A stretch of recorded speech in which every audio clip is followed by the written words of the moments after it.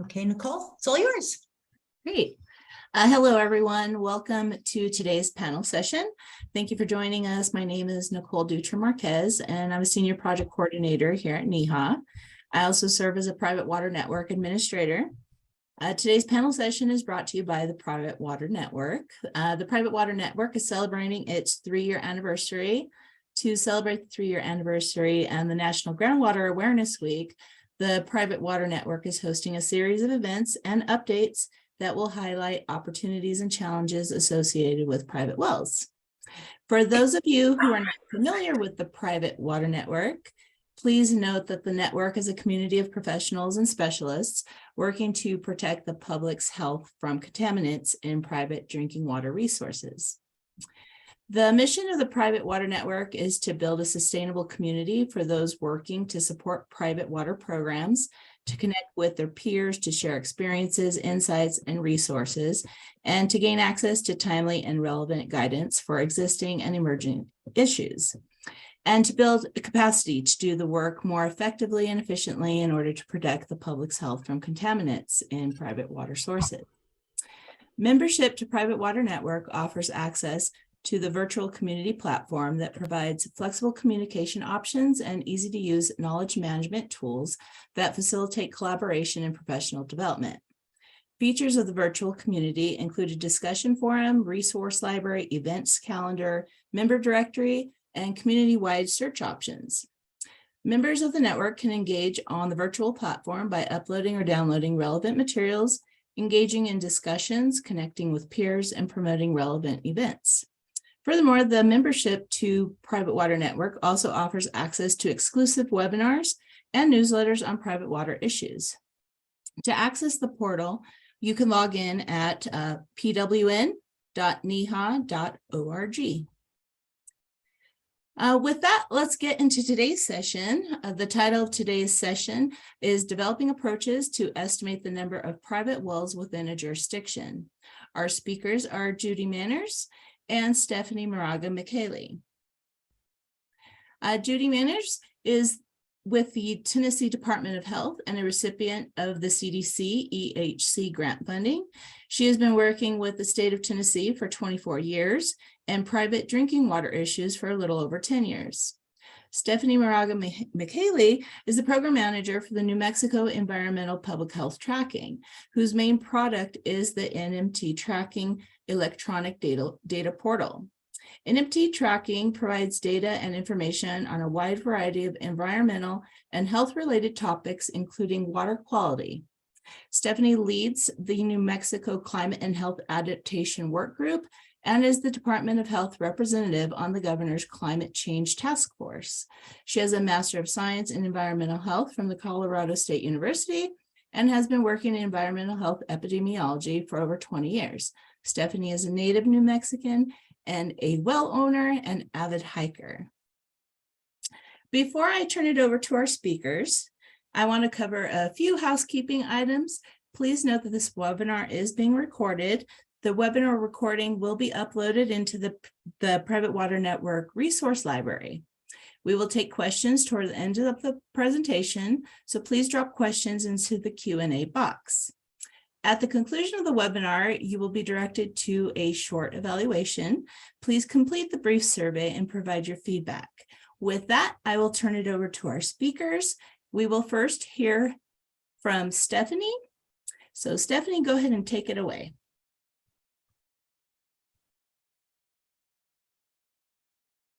Sorry, had to unmute. Thank you very much.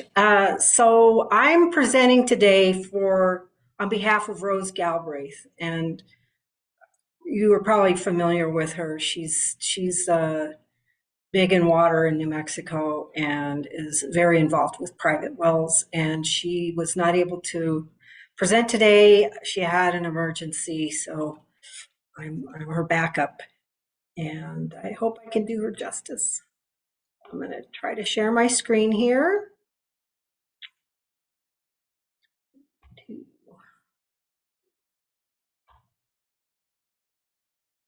All right, are you seeing my presentation there? Yes, we are. Awesome. Okay, thank you. Okay, so this is A discussion about developing approaches to estimating the number of private wells within New Mexico. And a little bit of background about private wells in New Mexico. The population that is served by private wells in New Mexico, we've estimated about 13%. But there are wells, people served by wells in all 33 of our counties. And this is likely an underestimate, and the estimate derived, and I'll discuss today why that our estimate is not accurate in spite of our best efforts, and I'll talk about how we got to those. So Bernalillo County is the only jurisdiction in the state that has any kind of requirements for well testing. And even that's kind of limited. So some of the naturally occurring groundwater constituents in New Mexico of concern are arsenic and uranium. Those are the two real big ones. And fluoride, and then iron sulfate, cadmium, and manganese. And so we don't really know a lot about the man-made contaminant sources in New Mexico in groundwater and well water. And what we do know is based on data from the state and other testing programs. So if there's a response, then we'll know about other constituents. What we do know is there are definitely leaking underground storage tanks. There's seepage through landfills. We have quite a few mining and legacy sites, including uranium mines. Agricultural activities generate a lot of runoff, including some very large CAFOs in the southern part of the state, and farming. And we do have runoff from urban areas, septic systems, and there are sites of concern for emerging contaminants such as PFAS. I'm not advancing my slides, am I? Oh, you're not seeing my slides advancing, are you? No, we're not seeing them advance. Oh, gosh, I apologize. Dang. Okay, let me start over. Well, I'm not going to start over. I'm going to reshare my screen. Sorry about that. You're fine, it happens. Okay, let's see if I can get this back up. Oh, hold on. Technical glitches. Okay, hold on. Why am I not able to get my Zoom Rose, would you like us to forward them from our end? Yeah, why, can you go ahead and do that? I can do really apologize. That's just, okay, there we are. Okay, so I'm going to stop sharing. If I can figure out how to get there. Yeah. Sharing controls. Can you stop me sharing? Okay, there you go. Okay, perfect. I apologize for that. That was pretty horrible. Okay. Okay, some of the background, talked about that. Next slide. Next slide. Okay, we talked about that. So can you advance to the next one? Okay, so in New Mexico, the well owner resources that are available are through, from the health side, are housed within the Environmental Health Capacity Program, and that's Rose's program. And then also the Environmental Public Health Tracking Program, which the data and information are available on the NM tracking site. And there's an online private well primer. And there's a whole host of information that has been put together about testing and the contaminants that folks might encounter and what to do and how to mitigate, and a lot of information. And then in addition to that, we partner with the New Mexico Environment Department for water testing during water fairs. And NMED, the Environment Department, tests for pH, conductance, fluoride, iron, sulfate, nitrate, and DOH does the arsenic testing.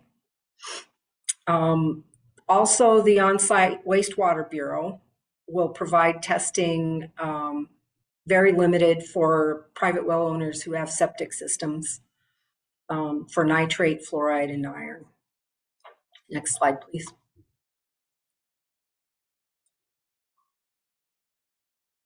Okay, so we do know what some barriers are and what the public health significance are. Well owners in New Mexico, we've found through surveys, have quite a few knowledge barriers.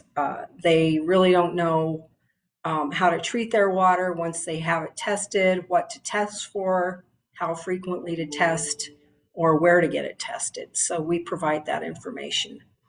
And then some self-reported barriers to getting tested are that they've never gotten sick and they think their well water is perfectly fine.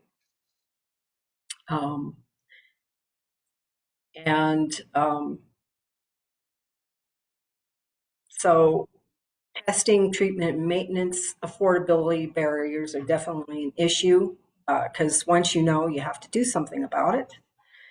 And there isn't enough data out there to inform people about what their potential hazards are. Also, climate change is definitely playing a role in well ownership in New Mexico and will lead to depleted water and degraded water quality in their wells. And so for agencies, we encounter a lot of issues such as the fact that private well water is basically unregulated. So we have no enforcement authority, and neither does the Environment Department. That ends up creating an underserved population because the onus is on well owners to take care of maintenance, history, and everything else. And the state resources are very limited for well owners.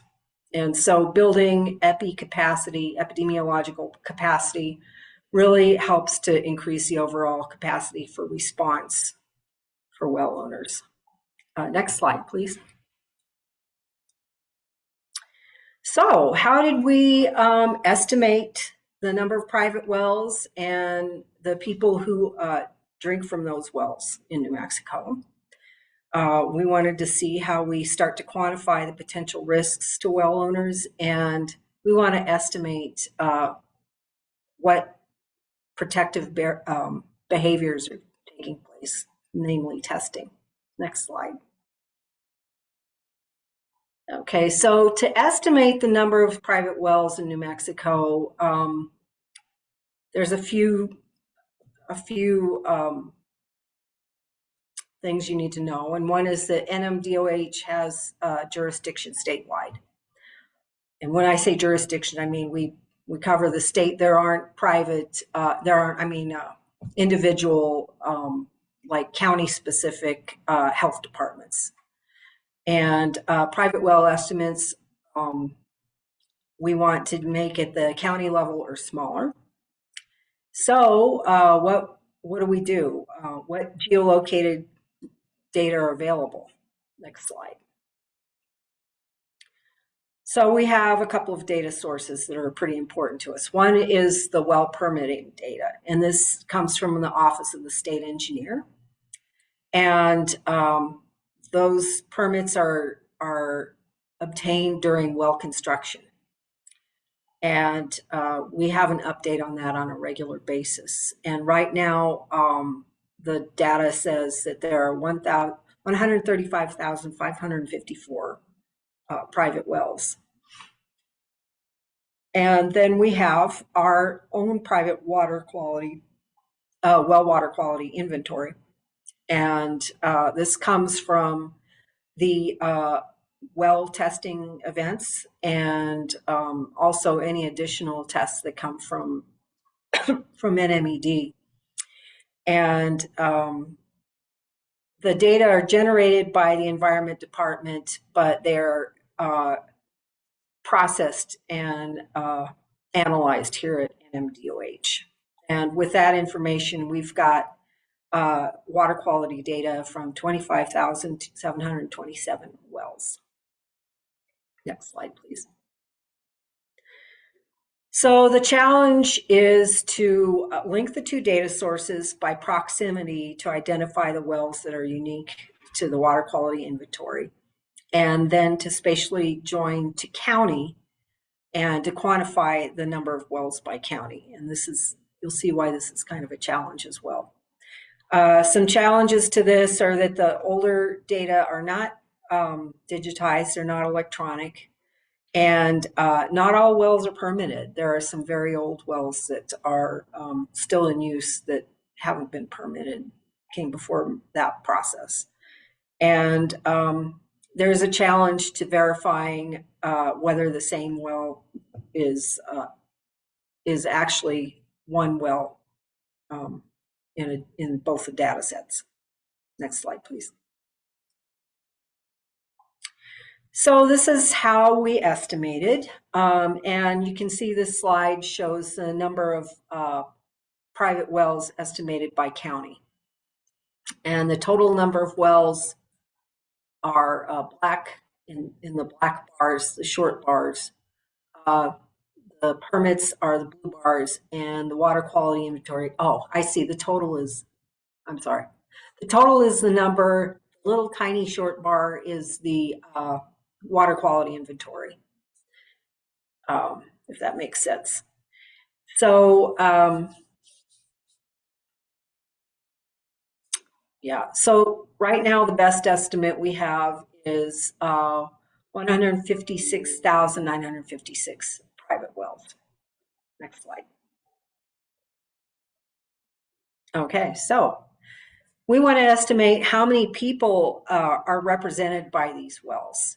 And we're trying to get this data at the county level. Next slide. Okay, so how do we do that? Well, we have a data source that we can cross-reference, which is the public water system data, which is the SIDWIS, Safe Drinking Water Information Systems data. And that gives us an estimate of the number of people served per system. And the most recent calendar or most recent years available are through 2017 through 2020. And then we also have data from the state engineer on public water system boundary files. And so we have those two sources. Then we also have the denominator data, which are the census data. It's actually, we use estimates generated by the University of New Mexico by county. And then there's also the Center for International Earth Science, and this gives us population density estimates. Next slide, please. So the method for estimating the well users is pretty simple math. You've got the county population minus the number of water system users by county, and that should equal the number of well users. One would think so, but it's not quite that simple. So there are problems with systems that cross county boundaries. And so to account for that, if there's a low or zero population density assigned to one county, it gets assigned to the other county.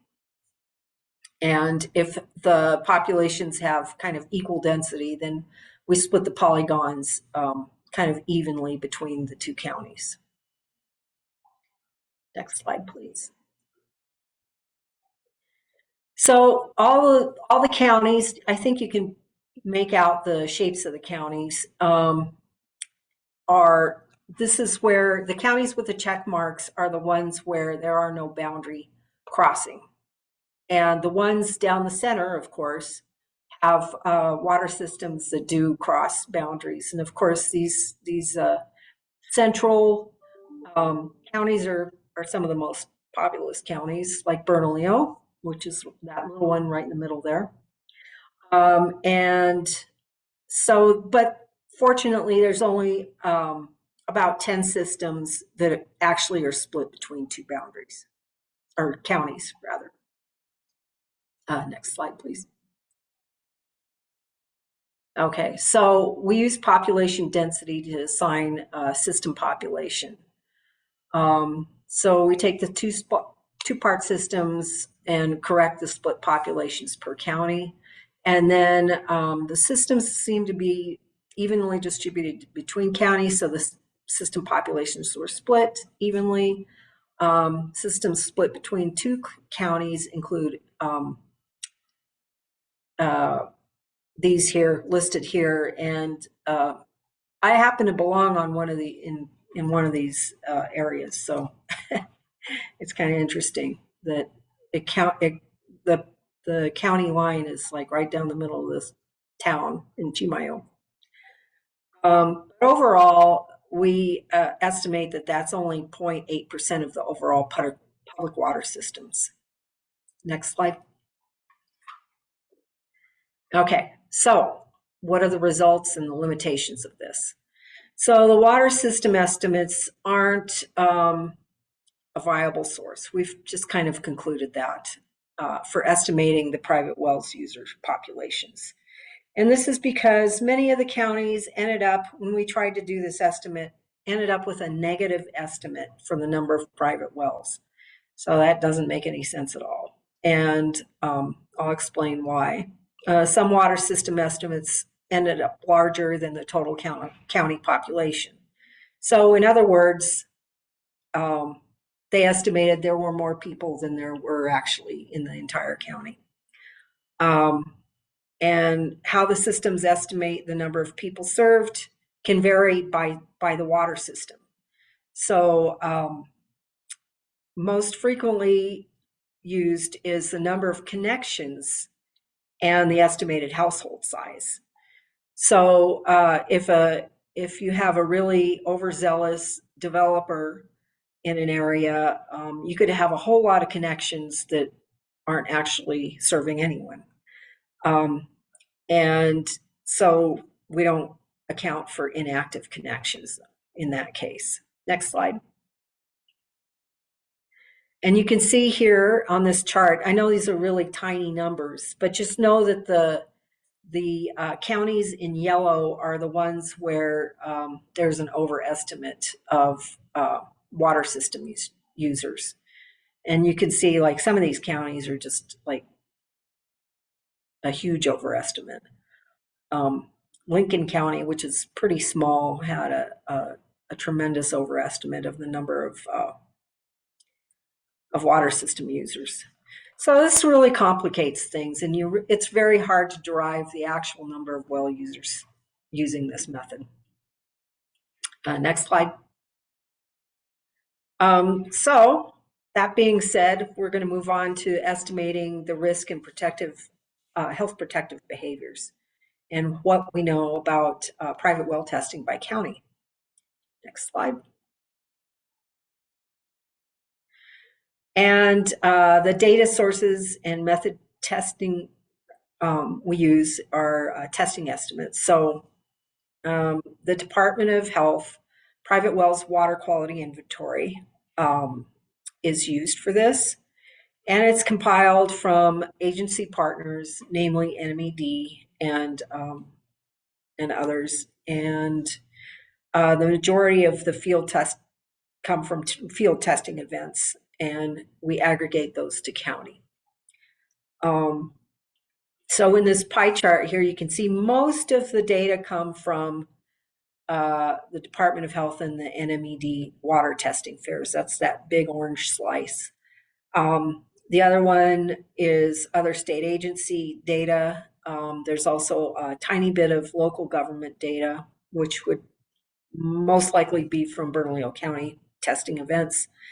Federal agencies have done a very limited number of tests here, and as you can see, almost all of the well data or wells have no water quality data available. And one thing to note here is that we do not have any authority to obtain tests from private labs. So that does not get included in here at all. We have no data on those from those.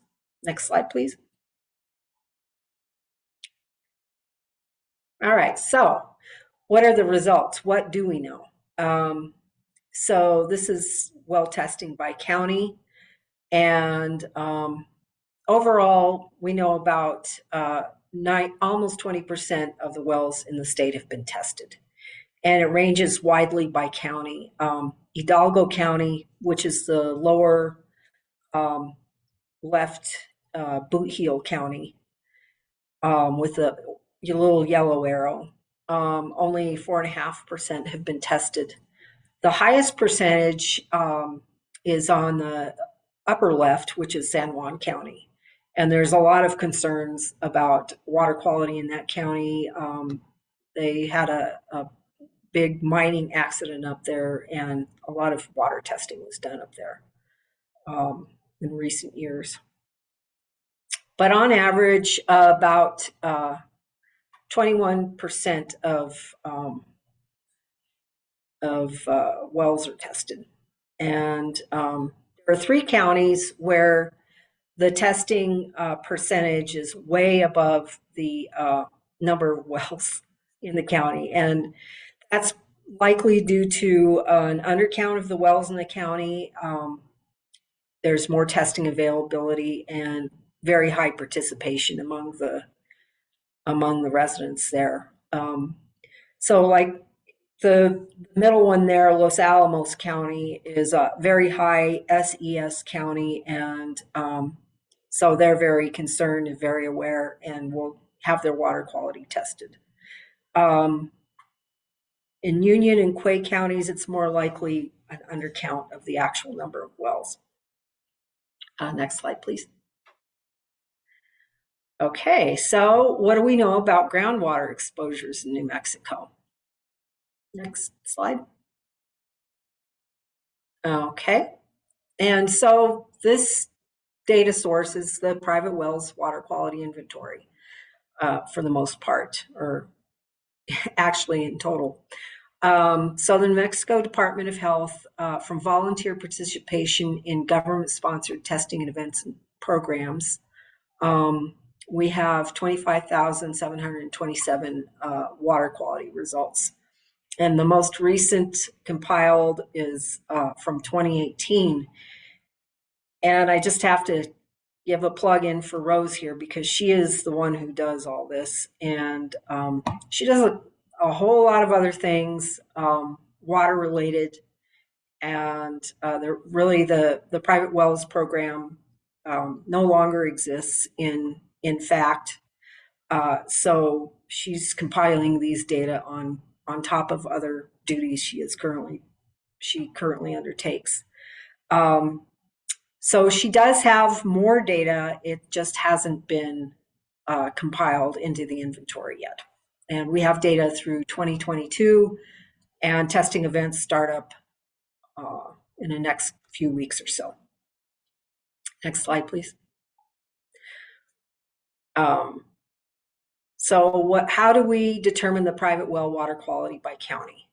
The data availability is an important consideration, and then risk estimates are inferred through known private wells water quality.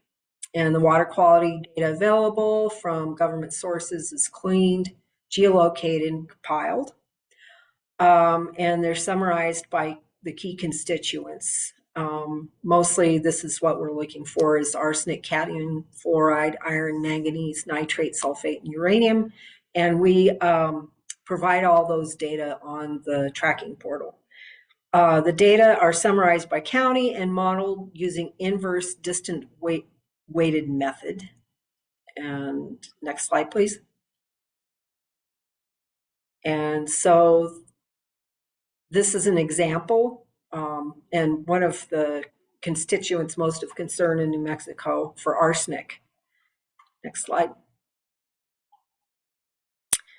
Okay, so this is what the results look like when we compile and map out the constituents for arsenic.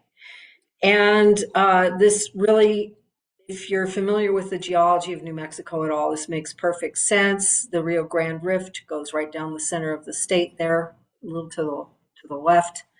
And that is where our hot spots for arsenic are for the most part. You can see there are areas where arsenic levels are quite low, up in San Juan County, up in the Northeast as well, and down in Chaves County. And Doña Ana County is really a hot spot for arsenic.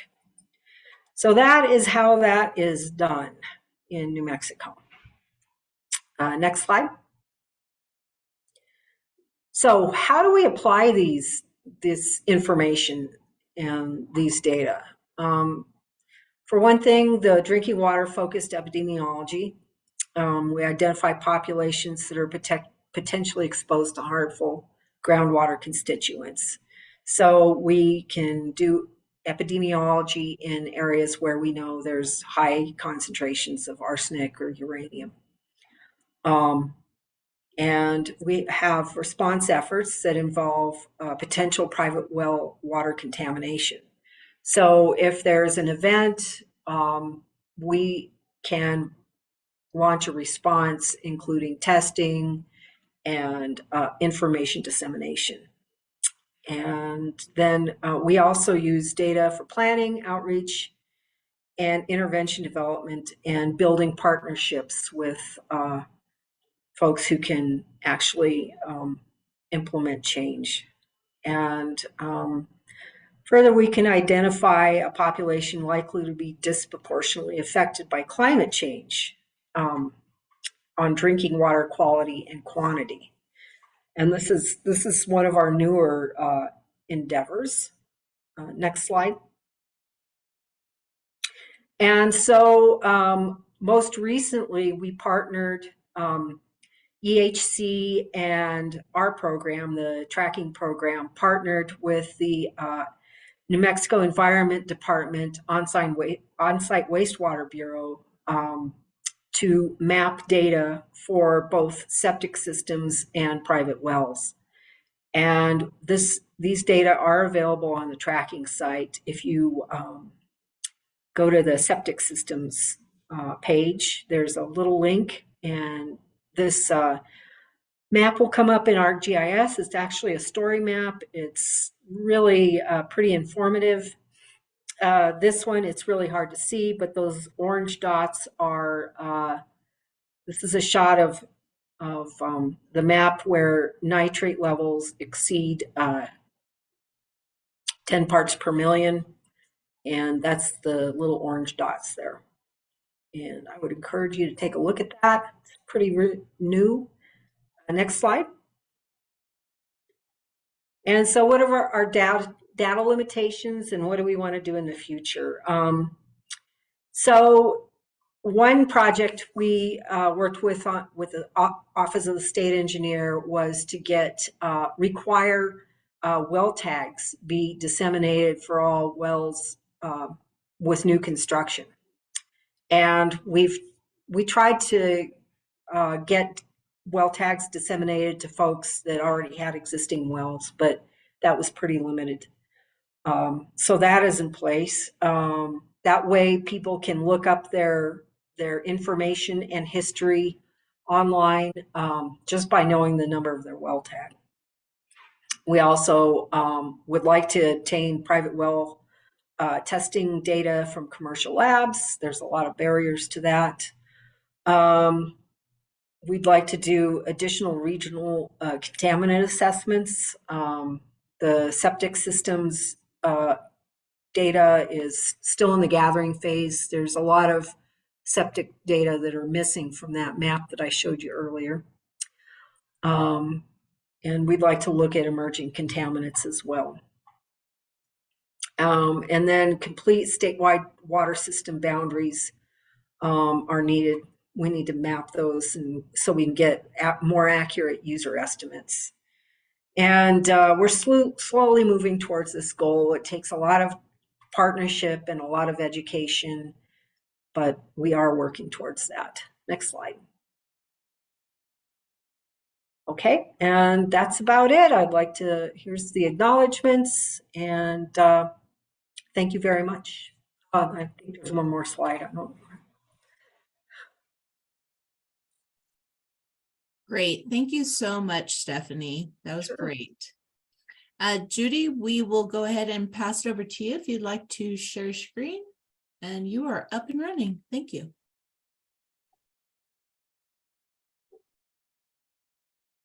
Let's see if I can share my screen. Can you just let me know you can see that and hear me okay? Yes, it's great. Perfect, thank you.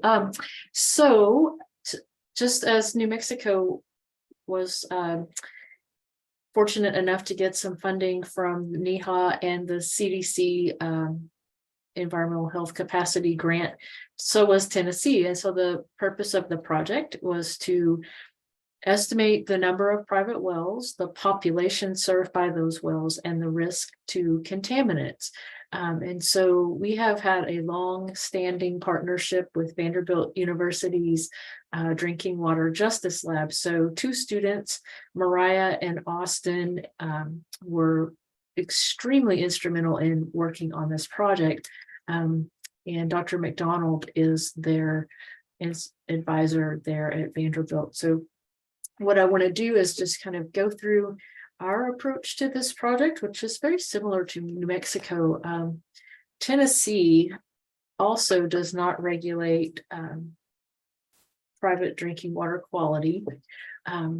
So we do not have regulations for testing. We don't have anything but our water well construction database, and we do use driller tags, and the Department of Environment and Conservation uses inspection tags. So if they know of a new well that's going in, TDEC will go out and inspect that well, and the well casing will have two tag numbers that we might be able to find that well later if we were to go out and do that. Or now they also have Environment Conservation also has a database online where people can go and look that information up. It's just that well log list is started in 1963, and it really wasn't geolocated.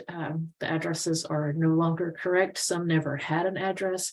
Some were just nights of topo maps. And so it's just a list of wells that were ever installed in the state of Tennessee, and it doesn't include anything that predates 1963. So there are many, many, many that are out there and still in use for residential drinking water that are well over that time frame, so well over 100 years even.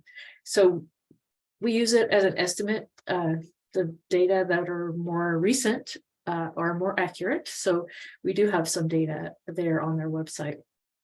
And like New Mexico and other states, and the old way of estimating private wells was to, oh, well, we'll just get the number of people that the water utilities serve, and we'll deduct that from the population of the state. And doing that, we estimated about 10% of people in Tennessee were on private wells, but we know that that's notoriously inaccurate because that's just an estimate. It doesn't include industrial consumers of commercial water. It doesn't include maybe even the correct population size based on today's population. So really what was needed is another way to kind of estimate that. So our jurisdiction at the Tennessee Department of Health is statewide, but for this project, we only focused on 2 counties just to make sure we could get our methodology kind of straight before we decide to do this for the whole state. So we picked Perry County and Hickman County as our pilot. And the reason for that is they're close to Nashville and we have some familiarity with that area. So we had guessed that our well and spring water consumption would be fairly high because it's very rural and the terrain is kind of dissected steep hills and valleys. So we thought we'd find a lot of wells.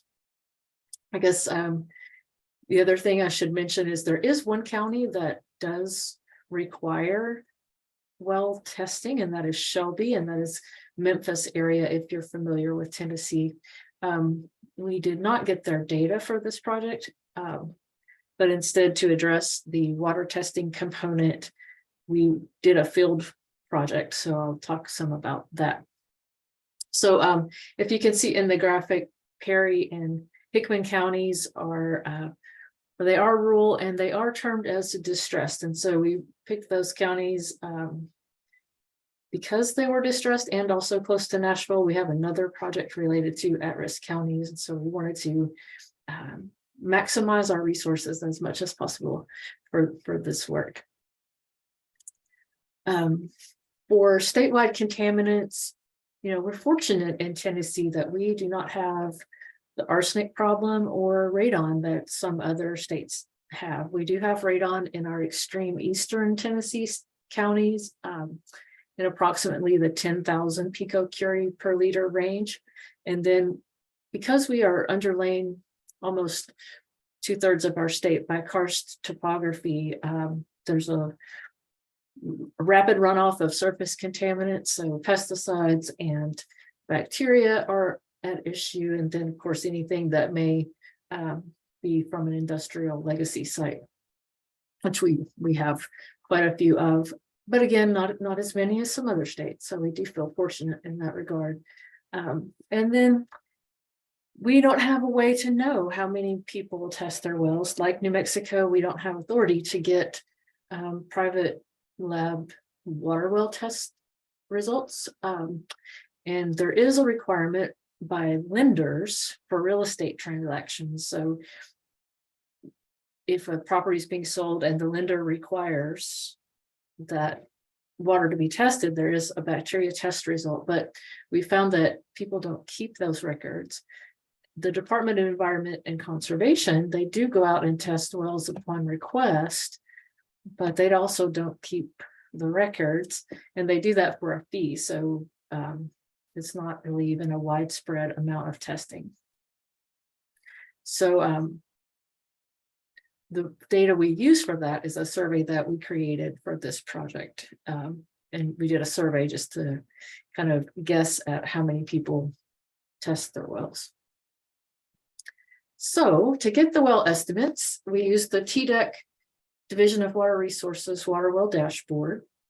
The community water service lines that the Department of Health and the Vanderbilt students have created over the last 10 years, we've been trying to map all of our water system lines and boundaries so that we could know which part of our state has access to city water and which parts don't. But that has been a 10-year project, and we are still working on that. We're about 80% complete, which is nothing short of miraculous, really, because as you know, there's a lot of miles of water lines and they're in different stages of being mapped geographically and on paper or even in CAD or GIS. So there's a lot of format issue there when we're trying to figure out what part of a county may have city water.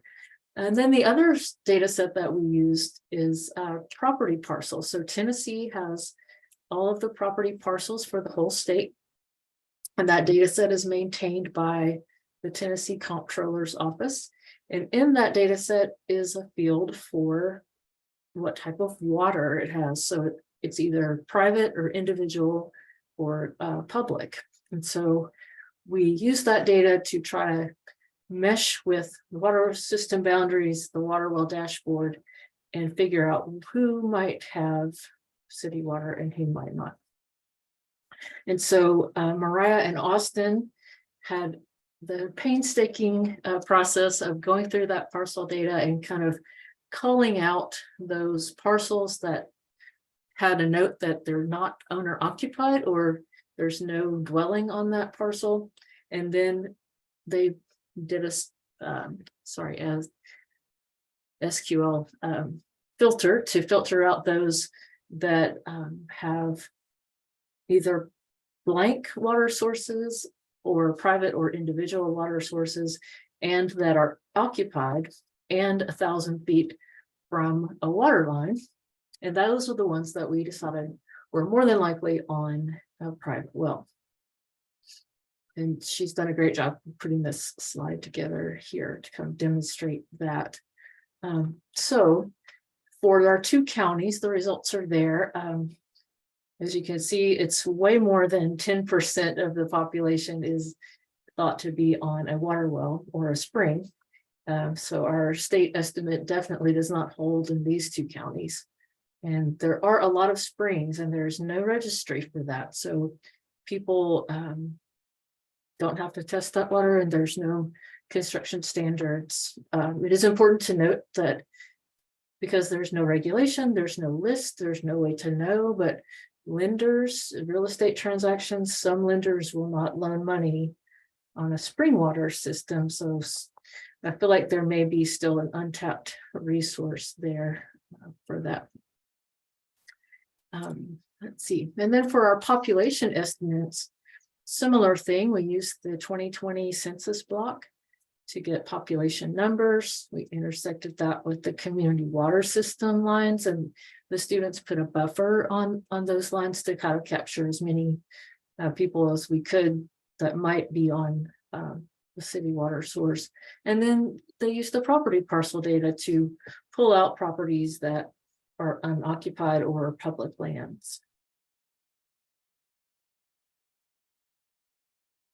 And so in looking at the schematic, those that show up in the green color are polygons that are greater than 1,000 feet from the water line, and therefore by our guesstimate would be on a public or private water supply.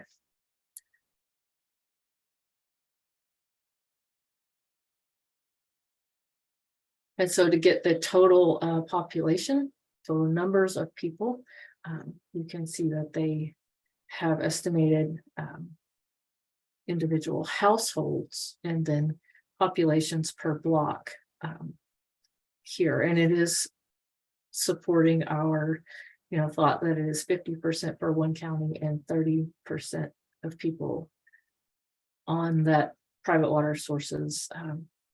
Definitely not 10% like we thought. One thing to note here is in rural areas, census blocks are very large. So the census blocks don't necessarily mesh with the property parcel boundary. So, these are just estimates. And we made an effort to conduct the field work to kind of ground truth this to see if we, how good were our maps. And we found out that in Hickman County, our maps were not very good. So they were pretty old. And when we got out there, there was a lot more people on city water than our data showed. So we were able to get updated maps from the local water utility and update these kind of on the fly as we were going along. So I highly recommend the field component because, we get to talk to the residents and you learn a lot about the community from those folks. And that is how we estimated the risk too, because we were doing a field project to provide the water testing. In the future, and we are working on this now, we want to get out on our website this numbers of potential people on private wells and those in flood prone counties. We had some grant money last year to work toward this estimating number of houses that are on private wells in flood zones. So we are working hard to get that out on our website. And this project was a great step forward in doing that. So the students created a survey 123 project to collect some data when we went out to test field truth this and test water. So we did collect samples for those who were, at home and wanted the test. And these tests were free, but fairly limited. So bacteria, certain we call inorganics, so nitrates, nitrites, fluoride, chlorides, and then select metals. And then the students kept this data and did the analysis in-house. Excuse me. We got permission by knocking on doors and getting informed consent, and they would sign in this survey platform. And here are our data. So looks like out of these 13, 13 of, let's see, what is that? 13 of 19 wells had never been tested. And then most people either boil their water or just use it straight from the private well. And then we try to ask questions about why they tested their water. And some of it is, we have children at home, or I just want to know if my water is safe. But by far it was if someone like us knocked on the door and said, here's a free test, then they would be more likely to test their water. And we asked some basic well construction questions too. So in Tennessee, most wells are steel casing. There are a few that are PVC in more sandy areas of West Tennessee.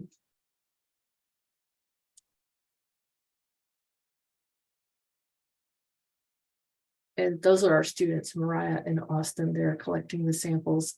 I just can't express enough how great it was to work with the students. The residents love to see students. They want to talk to them about school and everything they can think of. So it was a great opportunity to do some field work and offer some free water testing for these residents. And then to get at the risk assessment, Mariah created a risk calculator using available data sets. So land cover, land use, precipitation, the geologic formation, GIS data, and soil drainage classifications.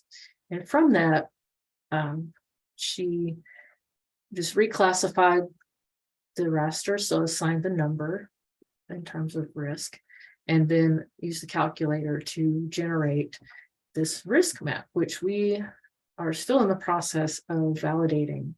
But as you can see, our West Tennessee area, so on the left side of the state, it's very sandy, but there's a lot of row cropping and high permeability rates. So it's kind of high risk for, maybe rapid transport of pesticides or other surface contaminants, where other parts of the state show up in green. Maybe the risk isn't so low from, say, a surface contaminant, but it might be underlain by karst. And so you see this kind of yellowish red area where maybe it's karst, and there's a lot of reason to suspect that groundwater could be affected pretty quickly from contaminants. So we're still working on that, but we're excited to get this out on our website. We've also partnered with our environmental epidemiology group, and they have the public health tracking grant. So Sarah Rainey, if any of you know her, will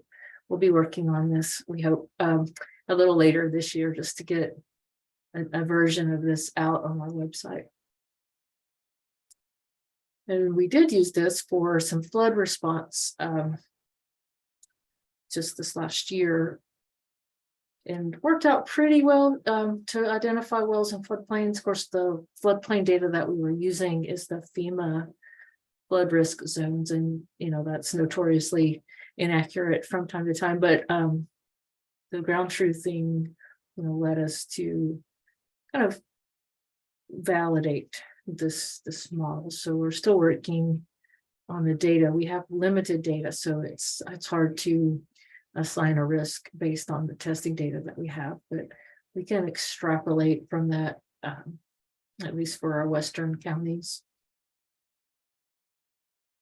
And then, as with anything, COVID, this project was supposed to start, I think, in 2020, and then it ended up not really getting going until 2021, because we just had so much issue with taking students out in the field, and then residents not wanting, people to be on their property during this unprecedented times. And then, as you might imagine, these are kind of new procedures, at least for us, and we were incorporating data from many different sources, and the students were experimenting with R and ArcGIS in different ways to create these estimates.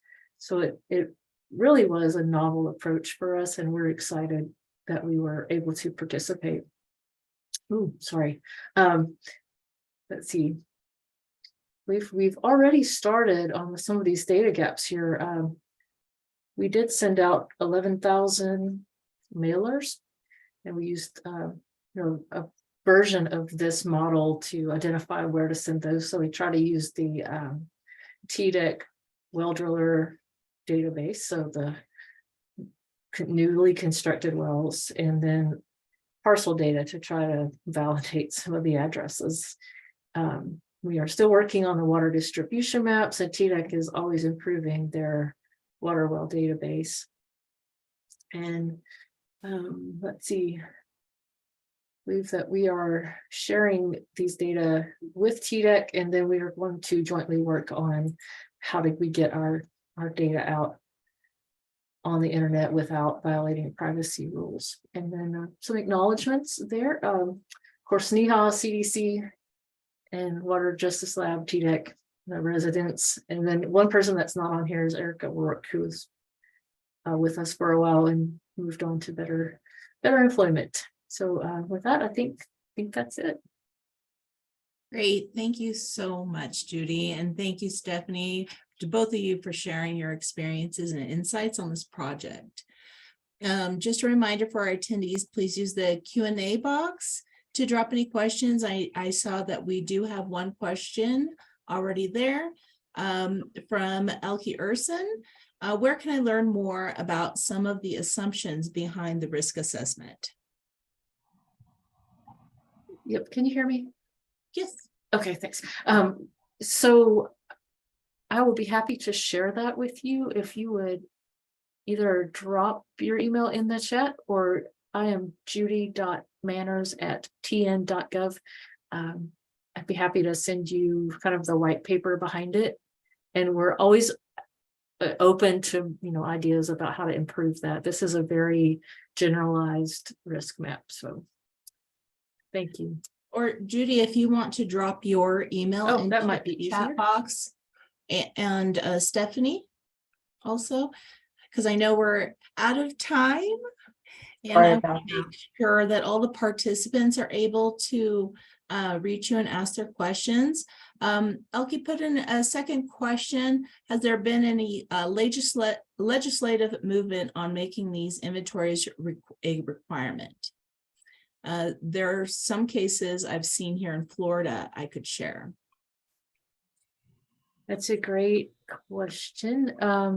Our laboratory is considering proposing a testing requirement, because right now it is not required by the state to test well water on real estate transaction, and that's one thing that we feel kind of strongly about. I don't know. What about New Mexico? Is there? No, we had tried to put forth some legislation a few years ago, and it just didn't go anywhere. So I don't know, and I really can't answer. Rose would know more. So Yeah. I can put her email in the chat as well. She's much more familiar with. Great, thank you.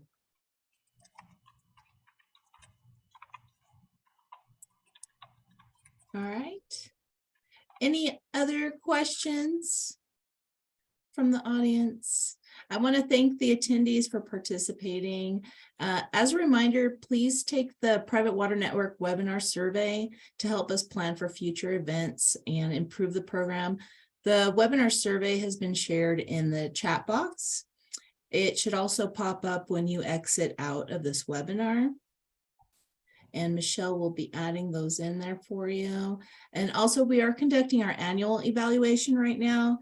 If you're interested in the Private Water Network, you can participate in our annual evaluation. Please use the link that Michelle's going to drop into the chat box for that one as well. And thank you again, everyone. Thank you to Judy and Stephanie so much for participating and presenting to the audience today. And we will see you all later. Thank you so much and goodbye. Thanks. Bye-bye. Bye-bye.